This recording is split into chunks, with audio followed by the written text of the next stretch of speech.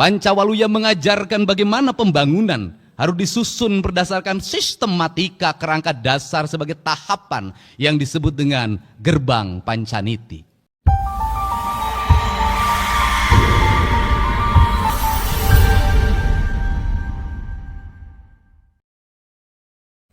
Puskesmas yang diarahkan pada rawat inap harus selesai pada tahun ini. Jaringan listrik warga di mana masih ada masyarakat Jawa Barat lebih dari 150.000 orang yang belum punya listrik harus selesai pada tahun ini. Rumah rakyat miskin setengahnya harus selesai pada tahun ini. Tetapi angkanya tidak boleh 22,5, minimal 40 juta sampai 50 juta kalau ingin merubah nasib orang. Dan tidak lagi kita terkendala oleh sertifikat. Kenapa? Orang miskin tidak akan pernah punya sertifikat. Tidak boleh lagi terkendala dengan kepemilikan tanah. Orang miskin tidak punya tanah. Maka tugas negara adalah menyelesaikan seluruh program administrasi tersebut. Jangan administrasi membuat mereka kehilangan harapan dan deritanya tidak akan pernah berakhir. Kemudian pembangunan irigasi harus selesai pada tahun depan. Dan tahun ini harus angkanya bisa mencapai 500 sampai 600 miliar. Kemudian pembangunan kepentingan yang lain, pasar. Kemudian pembangunan yang lain yang menjadi kebutuhan publik. Maka kita harus mencoba menginvestasikan. Kalau ingin investasi, maka pembangunannya harus berkualitas. Lebih baik membangun jalan yang berumur 20 tahun daripada membangun jalan yang berumur 2 tahun. Kenapa? Karena nanti balik ke urut. Kembali lagi, kita tidak akan pernah selesai. Untuk itu tidak bisa provinsi saja, harus terintegrasi dengan kabupaten, harus terintegrasi dengan kota, harus terintegrasi dengan desa. Maka kabupaten, desa dan kota harus memiliki kekuatan yang sama. Problematika rakyat kita selesaikan bersama. Anggaran desa harus terarah pada infrastruktur. Anggaran kabupaten kota harus terarah pada infrastruktur. Anggaran provinsi harus terarah pada infrastruktur. Maka seluruhnya menjadi gerakan bersama, gerakan manunggal Jawa Barat. Karena ini juga akan bisa menyelesaikan, termasuk menyelesaikan problem sampah. Orang Bandung bingung harus kemana membuang sampah. Setiap kabupaten hari ini mengalami kebingungan. Jumlah sampah terus bertambah. Tetapi orang tidak mau dijadikan tempat pembuangan sampah. Maka solusinya bisa solusi pemilahan, bisa solusi PLTS, bisa solusi yang lainnya. Seluruh solusi itu tidak boleh hanya menjadi DED, tidak boleh hanya menjadi kajian, tetapi harus segera menjadi eksekusi kenyataan-kenyataan yang lebih nyata. Maka saya mentargetkan ke depan di setiap kantor gubernur wilayah harus ada minimal 1 pembangkit listrik tenaga sampah. Ini jangka 2 sampai 3 tahun. Maka kita harus melanjut pada kedua negara, nggak boleh kalah sama Tiongkok. Kenapa Tiongkok berhasil? BUMN-nya berhasil membangun infrastruktur. Negaranya menggerakkan investasi, membiayai. Apa yang terjadi? Mereka surplus keuangan. Karena surplus keuangan maka dia mencari negara di mana dia harus berinvestasi agar uangnya berputar lagi. Provinsi Jawa Barat tidak boleh terus-terusan dalam setiap tahun membuang uang seolah-olah uang itu tiap tahun ada dan tugasnya menyerap. Menyerap bukan hanya angka yang diserap, bukan itu. Output, outcome, benefit yang harus dirasakan oleh publik. Gak boleh begitu lagi. Karena itu di 2026, 2027, 2028, 2029 kalau infrastruktur sudah selesai. Kalau kewajiban-kewajiban pemerintah provinsi sudah selesai, uangnya memiliki kecukupan, maka kita harus mulai berinvestasi fiskal. Investasinya tidak boleh lagi dalam BUMD, yang kemudian BUMD itu menahan dividennya dan dikatakan rugi terus dalam setiap tahun. Saya tidak mau menjadikan badan usaha milik daerah menjadi tempat menyimpannya tim sukses. Tidak akan ada di pemerintahan saya. Kenapa? Kalau negeri ini dibagi pada tim sukses, maka negeri ini tidak akan pernah berakhir. Tahun ini, tahun depan lagi ini, kapan kita ini? Dan negeri menjadi negeri balas dendam. Tetapi BUMD saya akan lakukan apa? Audit investigatif. Agar apa? Agar bisa ditemukan bekerjanya baik, kredibel, punya untung atau buntung terus. Kalau buntung terus, ngapain? Gaji pengangguran, ngabisin duit APBD, tutup. Kita arahkan apa? Investasi pada BPR-BPR yang sehat di kabupaten kota dan kecamatan yang sehat. Agar apa? Agar uang provinsi bisa diserap oleh masyarakat yang jujur. Kita tingkatkan lagi investasi di Bank Jabar walaupun sudah terbuka. Dan Bank Jabar harus mengalami efisiensi. Efisiensi apa? Struktur jabatannya jangan terlalu banyak. Jumlahnya disedikitkan. Untuk apa? Karena Bank Jabar itu nggak usah pakai struktur banyak juga sudah untung. Pelanggannya ASN, anggota DPRD, bupati dan wali kota, termasuk mungkin saya nanti. Nah, kenapa? Kalau seperti itu, maka kalau jumlahnya sedikit, untuk apa? Agar dia dividennya tinggi.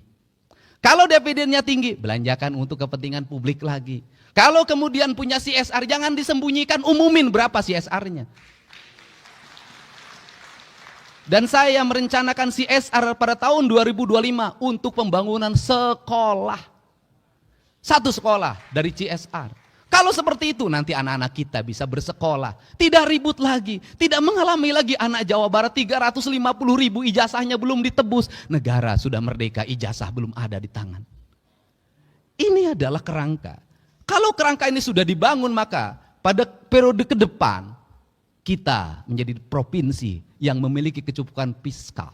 Kalau sudah punya kecukupan fiskal, kalau provinsinya misalnya nanti ada BUMD yang profesional, bisa dikelola dengan baik, bisa jadi dia bangun jalan di provinsi lain. Bisa jadi dia bikin stasiun kereta api di posisi lain. Bisa jadi dia bangun apa di provinsi lain. Kenapa? Duitnya menyebar ke tempat lain. Kita punya kecukupan. Dari kecukupan itu apa yang akan terserap? Orang Jawa Barat nanti kerja di Kalimantan, membawa investasi provinsinya. Orang Jawa Barat kerja di Sumatera, membawa investasi provinsinya. Penduduk bukan terbalik. Orang lain yang kerja di Jawa Barat.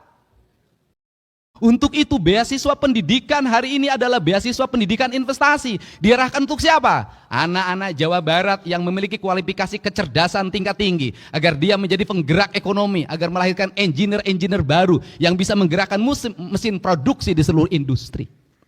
Ini akan dibangun. Tetapi mesin produksi industri investasi harus dilindungi oleh siapa? Oleh negara. Oleh siapa? TNI, Polri, Kejaksaan, dan peradilan pada akhirnya. Untuk apa? Agar mereka tidak ngeluh-ngeluh. Pengusaha ini sudah capek dan lelah. Dia harus bayar pajak. Kadang-kadang dipajakin. Setelah itu dia harus bayar. Apalagi? Desa ngajuin proposal. Kecamatan proposal. Ormas proposal. Tidak dikasih, di demo. Padahal mereka sudah bayar pajak, sudah menyerap tenaga kerja. Kita harus membuat mereka menjadi nyaman. Kalau tidak ada investasi, rakyat Jabar mau kerja di mana? Yang tukang nasi goreng nggak akan laku. Untuk itu maka saya berani mengalokasikan pembiayaan dari provinsi untuk apa? Membangun ketenangan dan ketertiban di masyarakat Jawa Barat. Harga ketenangan ketertiban itu mahal. Betapa kita tidak bersedih tukang jagung dari kota Tasik digebuk jam 3 subuh pakai gear yang patah tangannya. Dari patah dia 2 yang dia alami. 1 tidak punya untuk berobat ke rumah sakit. Karena BPJS-nya tidak bisa memberikan perlindungan bagi korban kekerasan atau korban pidana. Yang kedua, kehilangan mata pencaharian selama 6 bulan ke depan karena tangannya patah. Rakyat negara harus hadir, tidak boleh lagi terjadi seperti ini. Dan saya, pemerintah Provinsi Jawa Barat, bersedia mengeluarkan uang berapapun demi ketenangan rakyat Jawa Barat. Ini yang dibuat. Kerangka dasar inilah yang harus dibuat ke depan. Kalau sudah seperti itu, gemah ripah repeh rapi, rakyatnya merasa nyaman, sakit, negara hadir mengobati. Di jalan dia dilindungi, kemudian anaknya sekolahnya dijamin oleh negara. Pekerjaannya tersedia, maka dia akan hidup di alam Jabar yang disebutnya alam surga. Maka klaim kita sebagai provinsi religius bukan hanya religius ritualitas, tetapi secara substantif religius membangun ketenangan, kenyamanan bagi seluruh warganya. Inilah kerangka pikir kita tentang pembangunan. Dan seluruh kerangka pikir itu, maka kita masuk dalam wilayah politik administratif.